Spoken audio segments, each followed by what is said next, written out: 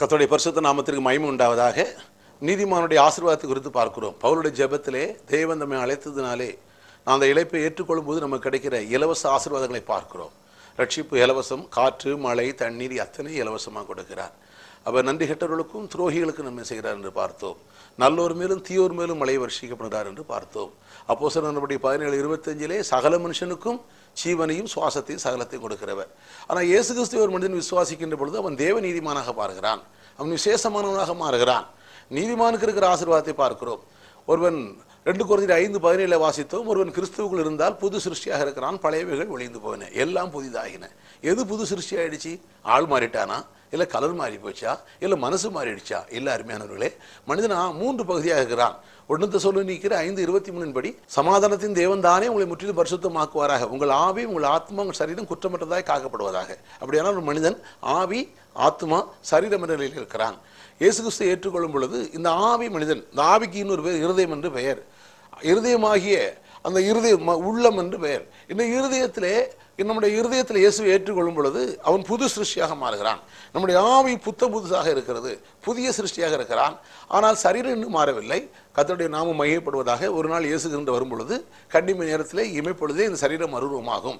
ஆனால் இப்பொழுது நாம் மாற்ற வேண்டியது நம்முடைய மனதை மாற்ற வேண்டியதாக இருக்கிறது. ஆத்துமாவுக்கு மறுபெயர் மனது. இந்த மனது தான் எல்லா பிரச்சனையும் காரணமாக இருக்கிறது. எல்லா அழிவுகளுக்கும், நாசங்களுக்கும், மோசங்களுக்கும், குடும்பத்தில் குழப்பங்களுக்கும், பிரச்சனைகளுக்கும் காரணம் இந்த மனது.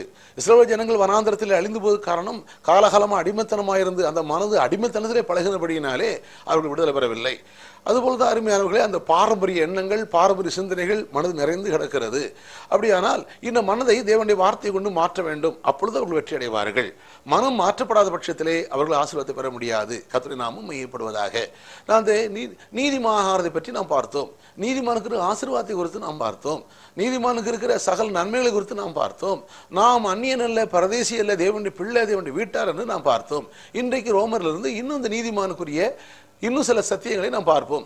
ரோமர் 5:8 வாசிக்கிறோம். நாம் பாவிகளாக இருக்கையிலே கிறிஸ்து நமக்காக மரித்ததினாலே தேவன் நம்ம மேல் வைத்த தம்முடைய அன்பை விளங்க பண்ணுகிறார். தேவன் நம்மளுடைய அன்பை எப்படி விளங்க பண்ணுகிறார்? நாம் பரிசுத்தமான இருந்தான், இவன் ரொம்ப யோக்கியனா இருக்கிறான், இவன் ஜெப வீரனா இருக்கிறான், இவன் ரொம்ப ஒரு நல்லவன், ஆகினால மகனை போய் நீ போய் அந்த ஜனத்தை மீட்டுடுவான்னு சொல்லலை. இவன் பாவி, ஒன்றுக்கும் உதவாதவன், இவன் குப்பை, தூசி. அப்புறம் தேவனுடைய சுவாபம் என்ன? எந்த பாவியும் அழிக்கிறது இல்லை. அதுக்கு போல பாவிக்காக தன் ஜீவனை கொடுக்க ரெடியாக இருக்கிறார். பாவிக்காக தன் வாழ்க்கையை கொடுக்க ஆரம்பிக்கிறார், தன் மகனை கொடுக்கிறார். அதிலிருந்து என்ன தெரிகிறது? பாவியை அழிக்கிறவர் அல்ல, பாவியை தண்டிக்கிறவர் அல்ல, பாவியை சிட்சிக்கிறவர் அல்ல, பாவியை ஆக்கினைக்குள்ள தீர்க்கிறது அல்ல. பாவியை ரட்சிப்பது தான் பிதாவின் சித்தம், பாவியை ரட்சிப்பது தான் இயேசுவின் சித்தம், பாவியை வாழ வைப்பது தான், உயிர்ப்பிப்பது தான் பரிசுத்த ஆவியான சித்தம். அப்ப பாவியை மாற்றுகிறார்கள். கர்த்தருடைய நாமம் மகிமைப்படுவதாக. நாம் தேவனுடைய அன்பு இப்படி வெளிப்படுகிறது. யார் பாவியா இருக்கிற மனிதனுக்கு மரித்ததுனாலே தேவனுடைய அன்பை விளங்கப்படுகிறார். சொல்லிடலாம் அன்புன்ட்டு. பாவிக்காத ஏதாவது செய்யும் போதுதான் இவன் மோசமானவன், இவனுக்கு விரோதம் பண்ணினவன், எனக்கு துரோகம் பண்ணினவன், ஆனால் இவனுக்கு நான் அவனுக்கு தன்னுடைய ஜீவனை கொடுக்கின்ற பொழுது அதான் தேவனுடைய உயர்ந்த அன்பாக இருக்கிறது. தேவனுடைய உயர்ந்த அன்பை கல்வாரியிலே நாம் பார்க்கிறோம். ஆகையினால தான் இவர் சொல்லுகிறார், இப்படியாக எப்படி பாவியா இருந்த போது எனக்காக மரித்தபடினாலே இந்த விதத்திலே அவருடைய ரத்தத்தினாலே நான் நீதிமானாக்கப்பட்டேன். வேற எந்த செயலும் இல்லை. பழைய ஏற்பாடுல நீதிமான்னா அந்த நீதி சுயநீதி, நியாயப்பிரமாண நீதி சுயநீதி, அதை ஒழிச்சார். அதான் நீ நியாயப்பிரமாணத்தை வச்சு பேசுறது இல்லை. நியாயப்பிரமாண சட்டத்திட்டங்கள் மனிதனை கட்டுப்படுத்துறதே இல்லை. நியாயப்பிரமாணத்தில் இருக்கிறது எல்லாம் மாறிவிட்டது. இது கிறிஸ்தவ மார்க்கம், அன்பின் மார்க்கம். ஆகையினால தான் அன்பினால செய்கிறோம், அன்பினால ஊழியங்களை பண்ணுகிறோம், அன்பினால மக்களை நேசிக்கிறோம்.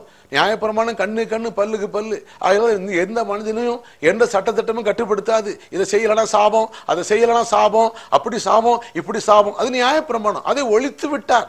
தன் மாம்சமாகிய அது மாம்சத்திலே ஒழித்தார் என்று வாசிக்கிறோம். அதிலிருந்து மக்களை மீட்டார், அடிமைத்தனத்திலிருந்து மீட்டார். இன்றைக்கு நாம் தேவனுடைய பிள்ளை, ரத்தத்தினாலே மீட்கப்பட்டபடியால் நாம் தேவனுடைய பிள்ளை, நான் தேவனுடைய உடையவன். கர்த்தருக்கு ஸ்தோத்திரம். ஆகினாலே இங்க என்ன வாசிக்கிறோம்? அவர் ரத்தத்தினாலே நீதிமான்கள் ஆக்கப்பட்டிருக்கிற, நீதிமான்கள் ஆக்கப்பட்டிருக்கிறோம். நான் ஆகல, நான் அதுக்காக எதுவும் செய்யல, நான் அதுக்கு எந்த முயற்சியும் எடுக்கல, அதுக்கு எந்த தியாகம் பண்ணல.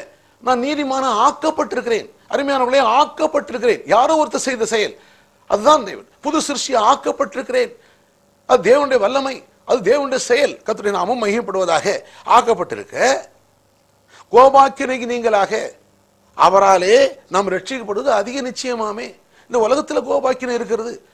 பாவத்தினாலே ஆக்கினை வருகிறது. நான் ரத்தத்தினால் நீதிமானாக்கப்பட்டிருக்கிறேன். எனக்காக இயேசு மரித்திருக்கிறார். இனி என் வாழ்க்கையில கோபாக்கினைக்கு இடமில்லை, அழிவுக்கு இடமில்லை, நாசமோசனுக்கு இடமில்லை. நான் சத்தியத்தை அறிகின்ற பொழுது, பிரகாசமான மனக்கண்கள் என பெறுகின்ற பொழுது, நான் சத்தியத்தை அறிகின்ற பொழுது விசுவாசிக்கிறேன். விசுவாசிக்கும் போது பேசுகிறேன், பேசும்போது பெற்றுக்கொள்கிறேன். அப்படியே மாறிவிடுகிறேன். அருமையான தேவனுடைய ஜனமே, இதுதான் ஒவ்வொருவருக்கும் அறிவிக்கிற நற்செய்தியாக இருக்கிறது.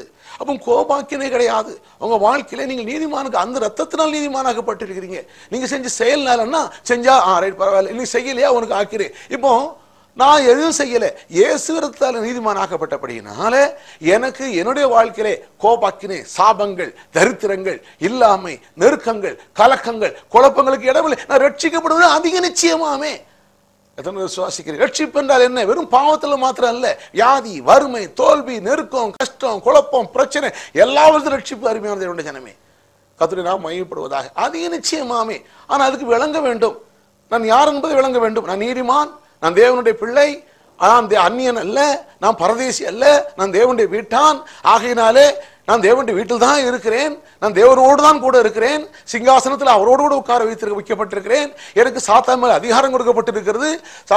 எப்படி ஒரு போலீஸ்காரனுக்கு எப்படி அந்த பஸ்ஸை போயினா போ என்று சொல்வதற்கு, நிற்பன்னு சொல்வதற்கு ஒரு ஸ்டாப் கொடுக்கப்பட்டது போல அவர் அந்த அதிகாரம் கொடுக்கப்பட்டிருக்கிறது. ஒருவேளை அவர் அந்த முச்சத்தில் நின்று கொண்டு அந்த பஸ் நிறுத்தாம அவர் மேல ஏறி போச்சுன்னா அவரால் ஒண்ணும் பண்ண முடியாது. ஆனா ஏன் எல்லா விதமான பஸ் ஏன் நிக்குது? ஸ்டாப் சொன்ன ஏன் நிக்குது? இவரை பார்த்து இல்ல, இவருடைய பரிசுத்தத்தை பார்த்து இல்ல, இவருடைய ஜெபத்தை பார்த்து இல்ல, இவருடைய நன்னடத்தை பார்த்து இல்ல, இவருக்கு கொடுக்கப்பட்ட அதிகாரம். ஒருவேளை இவர் அடிச்சுட்டா அவனால் ஒண்ணும் பண்ண முடியாது. ஒரு பஸ்கார வந்து ஒரு அந்த வழியில டிராபிக்கை கண்ட்ரோல் பண்ணக்கூடியதானே அந்த அதிகாரியை ஒரு மேல மோதி அது மேல ஏறி போயாச்சுன்னா ஒண்ணும் பண்ண முடியாது. அவரால் ஒரு பலமும் கிடையாது. ஆனா ஏன் செய்யறது இல்ல? அப்படி யாராவது அடிச்சா என்ன நடக்கும்? அருமையான தேவனுடைய ஜனமே, ஏன் இந்த எல்லா பஸ்கார அவளை பார்த்து நிற்கிறாங்க? எதற்காக பயந்து? இவரை பார்த்து பயப்படல. இவருக்கு பின்னால் ஒரு அதிகாரம் இருக்கிறது, இவருக்கு பின்னால ஒரு அரசாங்கம் இருக்கிறது. ஆகையினாலே இவரை பார்த்தோ, இவர் பரிசுத்தத்தை பார்த்தோ, இவர் ஒழுக்கத்தை பார்த்தோ, நன்னடத்தையை பார்த்தோ எந்த பஸ்காரங்களும் பஸ் நிறுத்தல.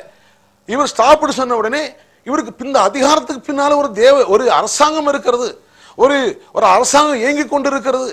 ஆகையினாலே இவருக்கு ஏதாவது தீமை செய்து விட்டால் அந்த முழு அரசாங்கத்தை நம்ம பதில் சொல்லணும். அதனால தான் தேவனுக்கு பயந்து, தேவன் நமக்கு அதிகாரம் கொடுத்தபடினாலே என்னை பார்த்து பிசாசு ஓடல, என்னுடைய பரிசுத்தத்தை பார்த்து ஓடல, என்னுடைய ஜெபத்தை பார்த்து ஓடல, என்னுடைய உபாசத்தை பார்த்து போடல.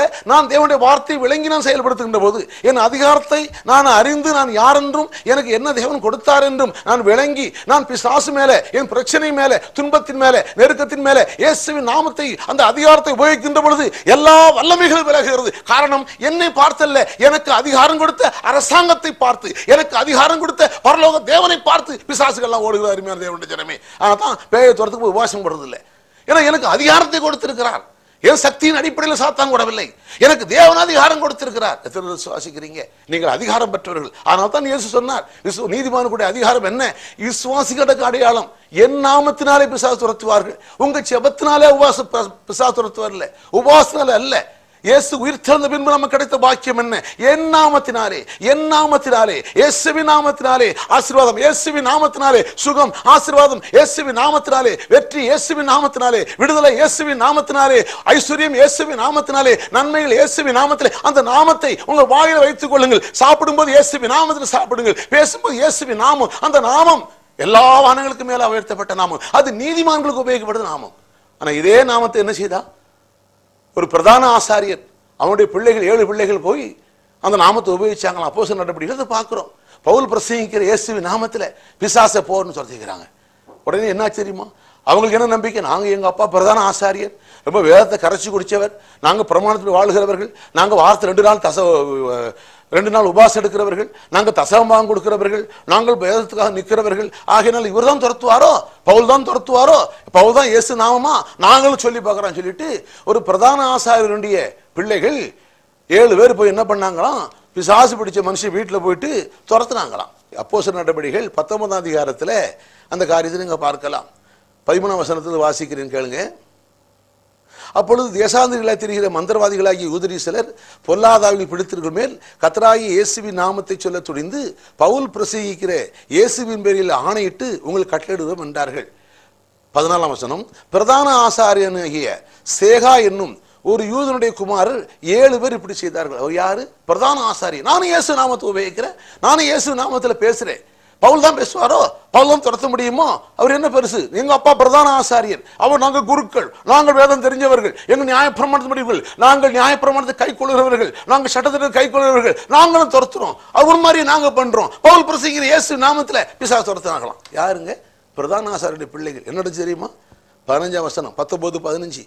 பொல்லாத ஆவி அவர்களை நோக்கி, இயேசுவை அறிவேன், பவுலையும் அறிவேன், நீங்கள் யார் என்று சொல்லி பொல்லாத ஆவியுடைய அந்த மனிதர்கள் இந்த 7 பேர் மேலையும் பாஞ்சி பலாத்காரம் பண்ணி அவர்களை மேற்கொள்ள அவர்கள் நிர்வாணிகளும் காயப்பட்டவர்களுமாய் அந்த வீட்டை விட்டு ஓடி போனார்கள். நிர்வாணி யாரு? நிர்வாணி கற்பனை பண்ணி பாருங்க. காயப்பட்டு போனாங்க. இயேசு நாமத்தில் உபயோகிச்சாங்க. இயேசு நாமத்தில் பவுல் பிரசங்கிற இயேசு நாமத்தை சொல்றேன். இயேசுவையும் தெரியும், பவுலையும் தெரியும். உடனே இவங்க மேலே ஏறி பலாத்காரம் பண்ணி சட்டையெல்லாம் உறிஞ்சி துணியெல்லாம் உறிஞ்சி அவுத்து சொத்தி விடுச்சு போய். அருமையான தேவனுடைய ஜனமே, ஆனா இயேசுவை ஏற்றுக்கிட்டவன், உண்மையாகவே இன்று விசுவாசத்தினால இயேசு ஏற்றுக்கொண்ட ஒவ்வொருவரும் எந்த பிசாசு துரத்தலாம். அது அவனுக்கு கொடுக்கப்பட்டதான உரிமை, அதிகாரம். அருமையானவர்களே, இவனுடைய சக்தி இல்லை, இவனுடைய பக்தி இல்லை, இவன் ஜெபம் இல்லை, இவன் உபவாசம் இல்லை, கண்ணீர் இல்லை, இவன் பொருத்தனை இல்லை, தியாகம் இல்லை. இவன் இயேசுவை ஏற்றுக்கொண்டான், கல்வார் ரத்தத்தினாலே கழுவப்பட்டான். இவனுக்கு அந்த உரிமை உண்டு. அதனால தான் இயேசு சொன்னார், என் நாமத்தினாலே பிசாசு துரத்துவீர்கள். அப்போ இயேசு நாமம் துரத்துனா இயேசுவிட்ட வர வேண்டும், அவரை ஆண்டவராக ரட்சகராக ஏற்றுக்கொள்ள வேண்டும். இயேசுவின் நாமத்தினாலே உங்கள் வறுமையை துரத்த வேண்டுமா? இயேசுவிட்ட வர வேண்டும். அருமையானவர்களே, சில சமயங்களில் பொதுவாக ஜெபம் பண்ணும்போது கிடைக்கிறது. ஒரு படி மேலே போக வேண்டும் என்றால், நிறைவான வாழ்வு வர வேண்டும் என்றால், நீங்கள் உங்கள் நல்வாழ்வுக்காக, உங்களுடைய சுக வாழ்வுக்காக, உங்களுடைய குடும்ப நல்வாழ்வுக்காக, உங்கள் தொழில் நல்வாழ்வுக்காக நீங்கள் இயேசு விசுவாசத்தை ஏற்று அவர்கிட்ட வர வேண்டும். அவர்கிட்ட வந்து இயேசுவின் நாமத்தை வாயில வைத்து அதை இயேசு உள்ளத்தில் வைத்து நீங்கள் துரத்த ஆரம்பிக்கும் போது, நீங்கள் பேச ஆரம்பிக்கின்ற போது இப்ப பிசாசுகள் ஓடுகிறது. இல்லைன்னா அந்த ஆசாரியர்கள் ரொம்ப ஒழுக்கமானவர்கள், வேதத்தை கரைச்சு குடிச்சவர்கள், வேதத்தின்படி வாழ்கிறவர்கள், அவங்க பிள்ளை என்ன நினைக்கிறாங்க? இயேசு நாமத்தில் பேசுகிறோம். நடந்தது என்ன? காயப்பட்டார்கள், நிர்வாணியானார்கள், கடைசியில் தோற்கடிக்கப்பட்டு அவமானப்பட்டு ஓடினார்கள். அருமையான தேவனுடைய ஜனமே, கர்த்தருடைய நாமம் மையப்படுவதாக. எத்தனையோ பிசாசுகளை துரத்த முடியாது. எத்தனையோ இடங்களில் போயிருக்கிறேன். பிரசங்கம் பண்ணும்போது எத்தனையோ துரத்த முடியலமான ஒன்றும் துரத்ததே கிடையாது. கடைசி முடிஞ்சவொடனே பிசாசு உனக்கு உரிமை இல்லை, இயேசு நாம சொல்ல போ அப்படிமா, சிம்பிள். அதுக்கப்புறம் ஆடுறதும் இல்லை, கூப்பிடுறதும் இல்லை, அது ஆடே விடுறதில்லை. இனியும் ஆடணும். சில பார்த்தா பேர் துரத்துனா, நீ எங்கிருந்து வந்த, எங்க போன, உன் பேரு என்ன? அருமையான தேவனுடைய ஜனமே, பிசாசுட்டு போய் நேரத்தில் டைம் செலவு பண்ணக்கூடாது. ஆண்டவர் நமக்கு அதிகாரம் கொடுத்திருக்கிறார். என் நாமத்தில் பிசாசு துரத்துவீர்கள், ஹல்லேலூயா, போ, அவ்வளவுதான். இயேசு நாமத்தில் போ, பிசாசு எப்படிச்சு போச்சு. இது ஒரு பெரிய ஒரு டிராமா போல வேண்டியதில்லை. என்ற தேவனுடைய ஜனமே, நீங்கள் யார்? நீங்கள் நீதிமான்கள், கர்த்தருடைய நாமம் மையப்படுவதாக. ஆகையினாலே கோபாக்கினைக்கு நீங்களாக ரட்சிக்கப்படுவது, பிசாசின் பிடியில் மிக்க ரட்சிக்கப்படுவது உங்களுக்கு கொடுக்கப்பட்ட உரிமை. உங்க வாழ்க்கையிலே எந்த விதமான தீய சக்தியிலிருந்தும் நீங்கள் ரட்சிக்கப்பட வேண்டும். ஏன்னா அது உங்களுடைய உரிமை. கர்த்தருடைய நாமம் மையப்படுவதாக. இங்க பாருங்க.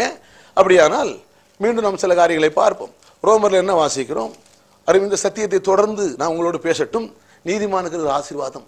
ஒவ்வொரு வசனத்தையும் வசனமாக தியானிக்கிறோம். எந்த வசனத்தை குறித்து சந்தேகம் வந்தால் என்னோட தொடர்பு கொண்டு கேளுங்கள். தெரிந்தா சொல்றேன், தெரியல தெரியல சொல்ல போறேன், அவ்வளவுதான். 5ஆம் அதிகாரம் ரோமர் 5:9 என்ன வாசித்தீர்கள்? நீங்களாக ரட்சிக்கப்படுவது அதிக நிச்சயமாமே. உங்க பிரச்சனையிலிருந்தும் கஷ்டத்தை ரட்சிப்பு என்றால் பிரச்சனை, கஷ்டம், துன்பம், வியாதி, வறுமை, கடன், பிள்ளையில்லா தன்மை, மலடு, எல்லாவற்றிலிருந்து சத்தியத்தை விளங்கிக்கிட்டேன்னா ரட்சிக்கப்படுவது அதிக நிச்சயமாமே. நோ ப்ராப்ளம், ஒண்ணுமே இல்லைங்க, ரொம்ப சிம்பிள். ஆனா மனசு தான் கூடாது. அதெல்லாம் கிடையாது. நம்ம பாரம்பரியம், நம்ம எண்ணம், நம்முடைய கலாச்சாரம், நம்முடைய டாக்டரின், இது நம்ம உபதேசம், இது நம்ம சபை, இது நம்ம கர்த்தருக்கு ஸ்தோத்திரம். மேன்மை பாராட்டுகிறவன் பவுலை குறித்து மேன்மை பாராட்ட வேண்டாம், பேதுரு குறித்து மேன்மை பாராட்ட வேண்டாம், அப்போலோ குறித்து மேன்மை பாராட்ட வேண்டாம். மேன்மை பாராட்டுகிறவன் கிறிஸ்துவை குறித்து மேன்மை பாராட்ட வேண்டாம். அதான் பவுல் சொல்றாரு. மேன்மை பாராட்டுகிறவன் கிறிஸ்துவை குறித்து மேன்மை பாராட்டணும். கிறிஸ்து என்ன பண்ணார்? கல்வாரி என்ன செஞ்சது? பிதா என்ன செய்தார்? எனக்காக மகனை கொடுத்தார், எனக்காக ரத்தம் சிந்தினார், எனக்காக அடிக்கப்பட்டார். அவரை விசுவாசிக்கும் போது எனக்கு இலவசமாய் பாவ மன்னிப்பு, இலவசமாய் நீதி, நான் தேவனுடைய பிள்ளை என்ற அந்தஸ்து இலவசமா வருகிறது. எனக்கு நல்வாழ்வு இலவசம், என் சுகவாழ்வு இலவசம், ஐஸ்வர்யம் இலவசம், வெற்றி இலவசம், பரலோகத்தில் எடுத்துக்கொள்ளப்படுவது இலவசம். மேன்மை பாராட்டுகிறேன், கிறிஸ்துவை குறித்து மேன்மை பாராட்டுகிறேன். எத்தனை விசுவாசிக்கிறீங்க? ஹல்லேலூயா. பார்க்கிறோம் 10ஆம் வசனம். நாம் தேவனுக்கு சத்துருக்களாய் இருக்கையில் அவருடைய குமாரனுடைய மரணத்தினாலே அவரோடு ஒப்புரவாக்கப்பட்டோமானா, ஒப்புரவாக்கப்பட்ட பின்பு அவருடைய ஜீவனாலே ரட்சிக்கப்படுவது அதிக நிச்சயமாமே. அவருடைய ஜீவனாலே, உங்க செயல்ல. அவருடைய ஜீவனும் ஜீவாதிபதி. நானும் ஜீவன் உண்டாயிருக்கவும் அந்த ஜீவன் பரிபூரணப்படும் வந்தேன். என்ன வந்தானா உள்ளும் புறமும் மேய்ச்சல். உள்ளேயும் ஆசீர்வாதம், வெளியும் ஆசீர்வாதம். அப்போ எடுக்கமான வாசல். ஏன் எடுக்கமான வாசல்? ஓட மாட்டுக்கிறாங்க. வேதபாரகரும் பரிசேயரும் ஓட மாட்டுக்கிறாங்க இயேசுகிட்ட. அதான் எடுக்கும்.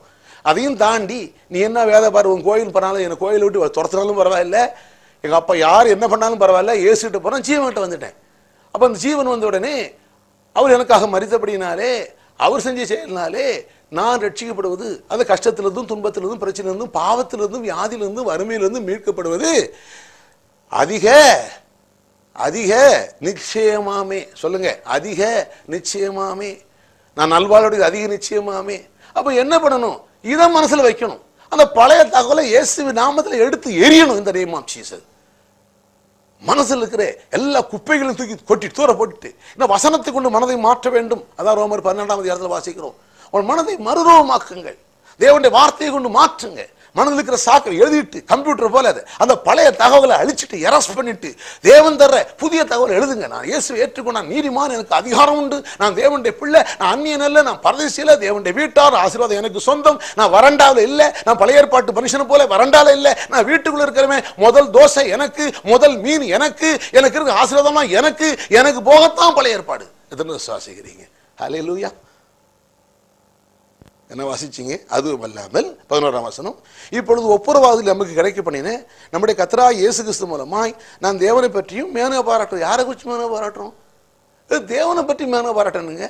சிலர் பார்த்தா நான் எப்படி பண்ணனாக்கும், நான் 40 நாள் உபவாசம் எடுத்தனாக்கும், 21 நாள் உபவாசம், 31 நாள் உபவாசம், இவர் 50 நாள் உபவாசம். அரே அப்பா, அங்கே உபவாசம் இங்கே உபவாசம். உபவாசத்தை குறித்து அநேகருக்கு உபவாசத்தை குறித்து மேன்மை, தேவனை குறித்து மேன்மை பாராட்ட வேண்டும், சிலுவையை குறித்து மேன்மை பாராட்ட வேண்டும். பிதா செஞ்ச செயல், அவர் எனக்கு சமாதானம் கிடைத்தது, அவராலே வாழ்வு கிடைச்சது.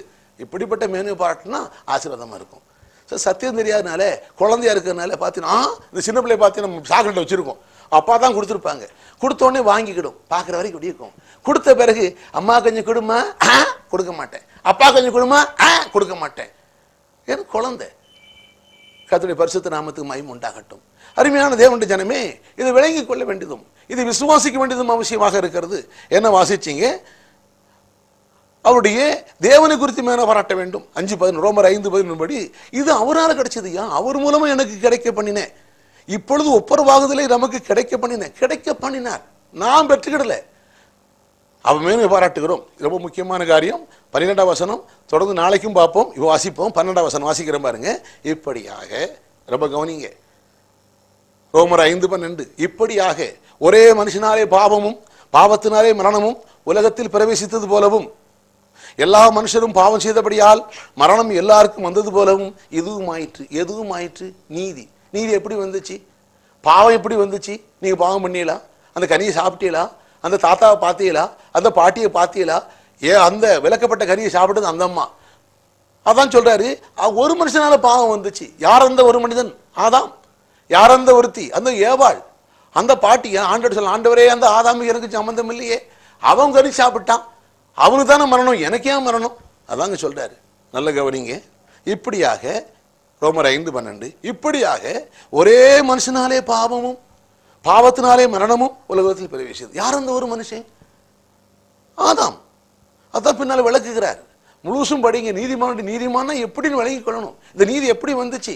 இது ஆழமா பதியணும். ஏன்னா ஏகப்பட்ட தவறான தகவல் இருக்குது. மண், குப்பை, தூசி, களிமண், என்னெல்லாமா கோயவன், ஆடு, அருமையானவர்களே, அதெல்லாம் ஓமையில சொன்னது. நீ தேவனுடைய பிள்ளை, நீங்கள் நீதிமான்கள், இதுதான் சத்தியம். என்ன சொல்றாரு? ஒரு மனிதனாலே பாவம். யார் அந்த ஒரு மனிதன்? ஆதாம். அந்த பாவத்துல என்ன வந்துச்சு? மரணம். மரணம். தேவனை விட்டு பிரிந்தோம். நரகம் யாரால வந்துச்சு? ஆதாமால வந்துச்சு. வந்தது போல எல்லா மனுஷனும் பாவம் செய்தபடியால மரணம் எல்லாருக்கும் வந்தது போல எதுவும் ஆயிற்று. எதுவும் ஆயிற்று? இந்த நீதி வந்துச்சு. எப்படி ஒப்புரவாச்சு? இந்த நீதி வந்துச்சு. எப்படி அவன் செஞ்சனால எல்லாம் அழிவு வந்துச்சோ அது போல இவர் செஞ்சாலும் ஆசீர்வாதம் வந்துச்சு. அந்த ஒரு மனிதன். அது பின்ன சரி, கொஞ்சம் பின்னால வாசிப்போம்.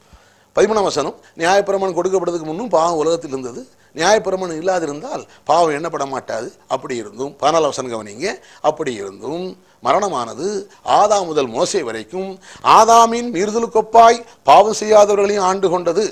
அந்த ஆதாம் பின்பு வந்தவருக்கு முன் அடையாளமானவன். அதாவது 14ஆம் வசனத்துக்கு கவனிங்க. மரணமானது ஆதாம் முதல் மோசே வரைக்கும். மரணம் யாரு? மரணத்தின் அதிபதியாகி பிசாசு. மரணம் யார்கிட்ட வந்தது? பிசாட்டு வருகிறது. ஜீவன் எங்கிருந்து வருகிறது? இயேசுவால் வருகிறது. ஜீவாதிபதி, இயேசுக்கு பேர் ஜீவாதிபதி. அப்போஸ்தலர் 3 அதிகாரத்தில் வாசிக்கிறோம். எபிரேயர் 2 அதிகாரம் 11 வாசிக்கிறோம். மரணத்தின் அதிபதியாகி பிசாசு, மரணத்தின் அதிபதி பிசாசு, ஜீவனின் அதிபதி இயேசு. ஜீவனின் அதிபதியை தான் கொண்டுட்டாங்க, சரி இருக்கட்டும். ஆனால் உயிர் திறந்தார், ஜீவனை யாரும் அழிக்க முடியல. ஆனால் இந்த மரணமானது என்ன வாசிச்சிங்க 14ஆம் வசனத்தில், மரணமானது ஆதாம் முதல் மோசே வரைக்கும் ஆதாமின் மீறுதலுக்கொப்பாய் பாவம் செய்யாதவர்கள் ஆண்டு கொண்டது. நல்ல கவனிங்க, ஆதாமின் மீறுதலுக்கொப்பாய் பாவம் செய்யாதவர்கள். நீங்கள் அதை செஞ்சீங்களா? ஆதாம் என்ன பண்ணா, அந்த தோட்டத்தில் வச்சாரு, கனியை சாப்பிட்டார். அந்த கனியை சாப்பிட்ட உடனே அவருக்கு மரணம் வந்துச்சு. மரணம் வந்தது, அந்த மரணம் ஆண்டுக்குச்சு. சரி, நான் இந்த கனியை சாப்பிடலையே, அந்த ஏவா பாட்டி தானே சாப்பிட்டேன், நான் சாப்பிடலையே. சொல்லலாம், ஆண்டவரை எனக்கு அந்த கிழவனுக்கு சம்பந்தம் இல்லை, எனக்கு அந்த தாத்தாவுக்கும் சம்பந்தம் இல்லை. நோ நோ நோ நோ, நீ ஆதாம் வம்சத்துக்கு வந்த, ஆதாம் சாப்பிட்ட கனி நீ சாப்பிடல. ஆனா ஆதாம் வம்சத்துக்கு வந்தபடினாலே, ஆதாமிட்ட இருந்து வந்தபடினாலே நீ கனியை சாப்பிட்டியா சாப்பிடலங்கிறது இல்லை, நீ அவங்ககிட்ட இருந்து வந்தபடினாலே உனக்கு மரணம் உண்டு. உனக்கு என்ன செய்து, உனக்கு பாவம் உண்டு, உனக்கு மரணம் உண்டு, நரகம். பாவம் மரணம்ங்கிற பிரமாணம் நரகம். ஐயா, நான் அந்த கனியை சாப்பிடலையே, அந்த விளக்கப்பட்ட கனியை சாப்பிடலையே, அந்த கிழவிதானே, அந்த பாட்டி தானே சாப்பிட்டா, ஆதாம் தானே சாப்பிட்டா. இல்ல இல்ல இல்ல, ஆதாமின் மீறுதலுக்கொப்பாய் பாவம் செய்யாதவர்களே மரணம் ஆண்டு கொண்டது. அதுபோல அந்த ஆதாம் பின்பு வந்த இயேசுக்கு முன்னடையாளமானவன். அதுபோல இயேசு என்ற ஒருத்தர் வந்தார், சீவாதிபதி வந்தார். நான் நீதி செய்யல, நான் அவரை போல வாழல, அவரோட செஞ்சே அவருடைய அந்த நீதிக்கு நான் சம்பந்தமே இல்லை. ஆனா இயேசுகிட்ட வந்தேன், இயேசு விசுவாசித்தேன், ஆக என்ன கிடைச்சது? நான் நீதியே செய்யல, நான் நீதியா வாழவே இல்லை. இயேசுகிட்ட வந்தபடினாலே ஜீவன் என்னை ஆண்டு கொண்டது, ஆசீர்வாதம் என்னை ஆண்டு கொண்டது, சுகம் என்னை ஆண்டு கொண்டது, செழிப்பு ஆண்டு கொண்டது. ஆதாமிட்ட இருந்தபடினாலே மரணம் என்னை ஆண்டு கொண்டது, தரித்திரம் என்னை ஆண்டு கொண்டது, பிரச்சனை ஆண்டு கொண்டது, சாத்தான் கிரியைகளை ஆண்டு கொண்டது. ஆகினாலே வாழ்க்கையில் நாசங்களும் மோசங்களும் வந்தது. ஆனா இயேசு என்ற இரண்டாம் ஆதாட்ட வந்தேன். இவர்கிட்ட வந்தபோது இவர் செஞ்ச நீதியை நான் செய்யவில்லை, இவரை போல வாழவில்லை, நான் எந்த நற்கிரியும் செய்யவில்லை, எந்த காரியம் செய்யவில்லை. இந்த இயேசுவினாலே எனக்கு நன்மை ஆண்டு கொள்கிறது, சுகம் ஆண்டு கொள்கிறது, விருத்தி ஆண்டு கொள்கிறது. எல்லாம் இலவசம் இலவசம் இலவசம். எப்படி ஆதாமிலிருந்து பாவமும் சாபமும் நாசமும் மோசமும் நான் கேட்காமலேயே இலவசமா என்னை அழிச்சு நாசம் பண்ணுதோ, அதுபோல இயேசுகிட்ட வந்தபடினாலே ஆசீர்வாதமும் சுகமும் செல்வமும் செழிப்பும் இலவசமா என்னை ஆண்டு கொள்கிறதா. இதுதான் நற்செய்தி. அருமையானவர்களே, ஹல்லேலூயா! எத்தனை பெரிய ஆசீர்வாதம் விளங்குகிறதா? ஒரு மனிதனாலே பாவமும் மரணம் ஆண்டு கொண்டது. அப்படியான இயேசு என்ற ஒருவராலே எனக்கு ஆசீர்வாதமும் சுகமும் செல்வமும் ஆண்டு கொள்கிறது. கர்த்தருடைய நாமம் மகிமைப்படுவதாக. இந்த ஆசீர்வாதம் வேண்டுமா? இந்த இலவச நீதி வேண்டுமா? இந்த நல்வாழ்வு வேண்டுமா? இந்த சுகவாழ்வு வேண்டுமா? ஒப்பு கொடுக்கிறீர்களா? இதுவரை இயேசு ஏற்றுக்கொள்ளார்கள். நான் சொல்ல ஜெபத்தை சொல்லுங்க. இயேசுவே, உம்மை என் ஆண்டவராக இரட்சகராக ஏற்றுக்கொள்கிறேன். ஆண்டவரே, ஆதாம் செஞ்ச பாவத்தை நான் செய்யவில்லை, ஆனாலும் பாவமும் சாபமும் நரகமும் ஆண்டு கொண்டது என்று வேதத்தில் வாசிக்கிறேனே. இப்பொழுது இயேசுவே, நான் நீதி செய்யவில்லை, ஆனால் நம்மிடத்தில் வருகிறேன்.